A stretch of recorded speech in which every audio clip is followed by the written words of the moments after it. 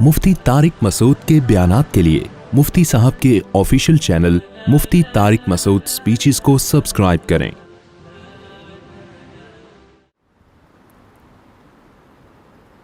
وما ارسلنا من رسول الا بلسان قومه، قرآن کہتے ہیں ہم نے جو پیغمبر بھی بھیجے ہیں نا اس قوم میں بھیجے ہیں جس میں انہوں نے دعوت کا کام کرنا ہے۔ کیوں؟ وہ پیغمبر اپنی قوم کی بیماریوں کو زیادہ سمجھتے تھے۔ بلسان قومه، ان کو زبان بھی وہی دی گئی جو ان قوم کی زبان تھی۔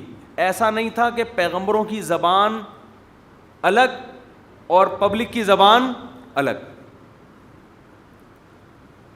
تو ہمارے علماء نا اس چیز کو بہت ویلیو دیتے ہیں کہ جو عالم لوگوں میں چلتا پھرتا نہیں ہے، جو لوگوں سے ملتا نہیں ہے، جو معاشرے میں ایک عام فرد کی طرح رہتے نہیں ہیں، ان میں اور سوسائٹی میں فاصلے بڑھنا شروع ہو جاتے ہیں۔ سمجھ رہے ہیں؟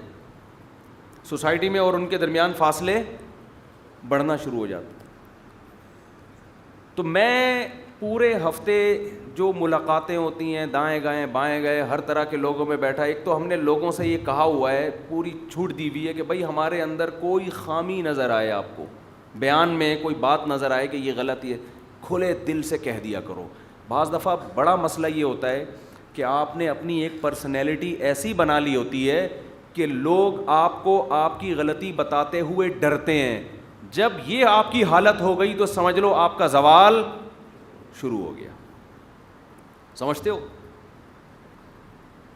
اب بات سے بات نکلتی ہے۔ میں آپ حضرات سے ایک بات کہتا ہوں، یہاں سارے جینٹس بیٹھے ہوئے ہیں، میل بیٹھے ہوئے ہیں، بندے بیٹھے ہوئے ہیں سارے،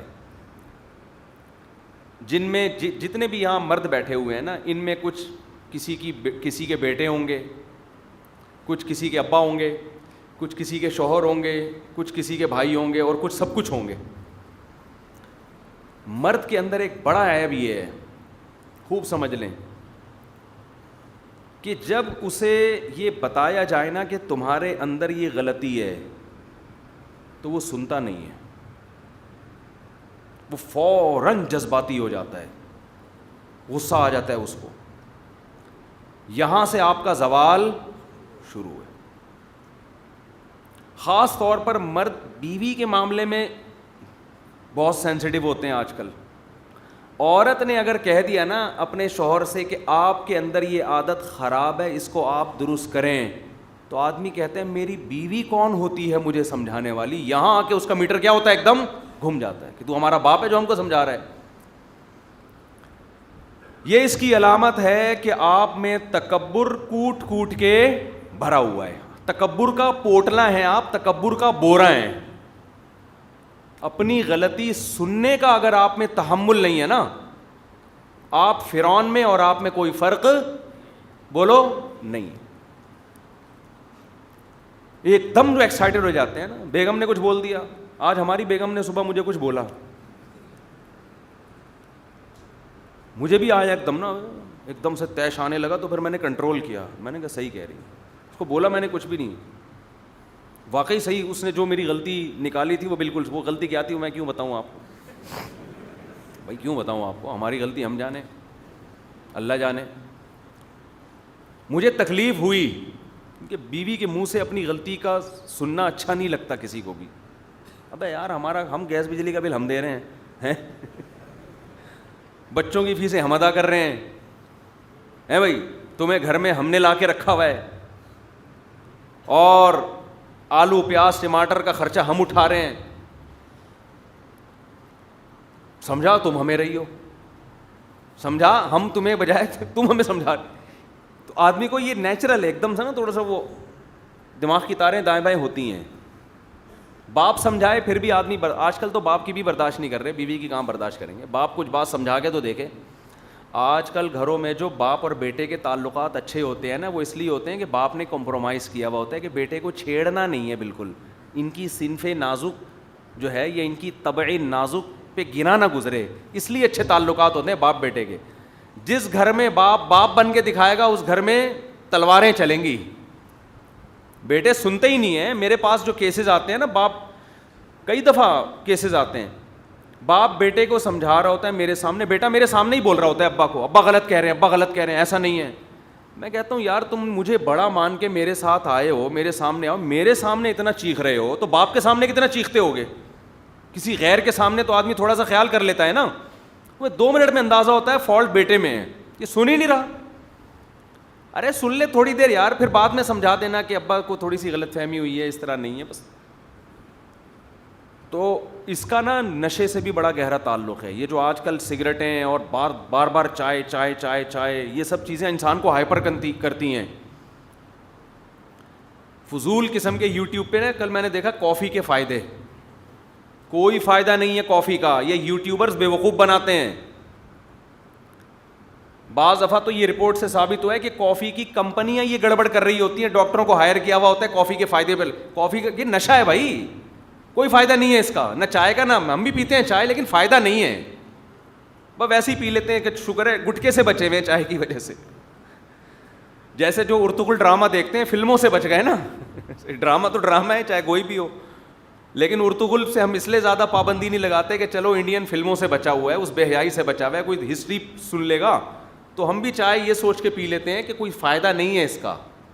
آپ کہہ سکتے ہیں ذہن فریش ہو جاتا ہے, تو تھکتا ہی اس کا ہے جو چائے کا عادی ہے, جب چائے چھوڑ دو گے تو فریش ہی رہے گا.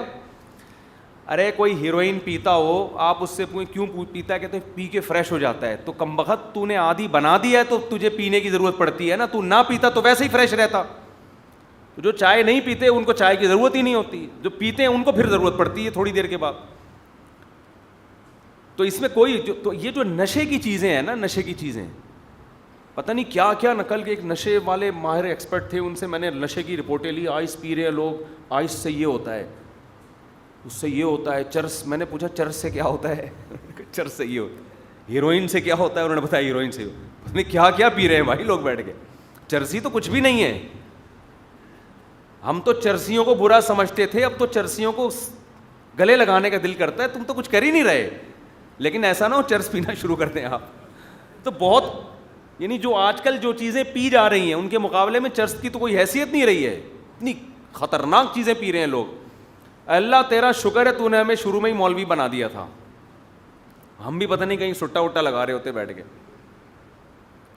اللہ بچائے.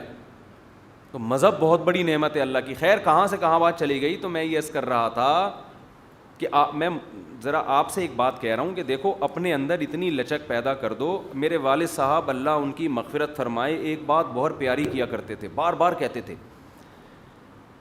تھے کہ دیکھو جس نے سننے کا تحمل پیدا کر لیا, تحمل تھوڑی گاڑی اردو ہے, سننے کی برداشت پیدا کر لی کہ میرے خلاف جب کوئی بولے میں سنوں, تو اللہ عمل کی توفیق بالآخر اس کو دے ہی دے گا. بے شک اس وقت عمل کی نیت نہ کرے, عمل کی نیت نہ کرے. عمل تو پھر اگلا اسٹیپ ہے نا, وہ تو بہت مشکل کام ہے, اپنی برائی چھوڑ دینا.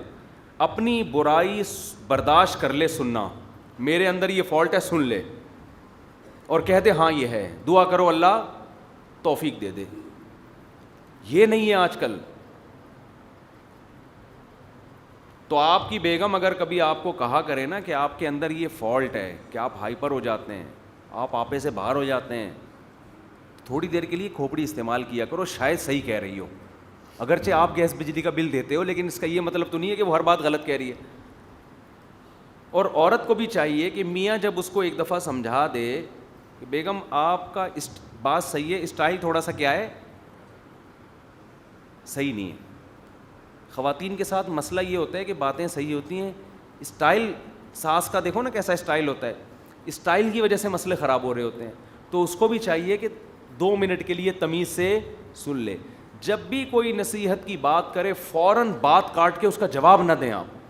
اگر آپ یہ سمجھتے ہیں کہ اس کو غلط فہمی ہوئی ہے میرے بارے میں, تو اس وقت سن لیں, بعد میں کسی ٹائم پہ اس کی وضاحت کر دیں آپ کہ یہ میں ویسے آپ کا ذہن کلیئر کرنا چاہتا ہوں, یوں کہہ دیں اس کو کہ یہ جو آپ کو میرے بارے میں شکایت پہنچی ہے یا یہ جو خبر پہنچی ہے یہ ایسے ہے نہیں, میں ویسی وضاحت کر رہا ہوں. یہ بعد میں کہہ دیں, اس وقت نہ کہے. سمجھتے ہیں کہ نہیں سمجھتے ہیں؟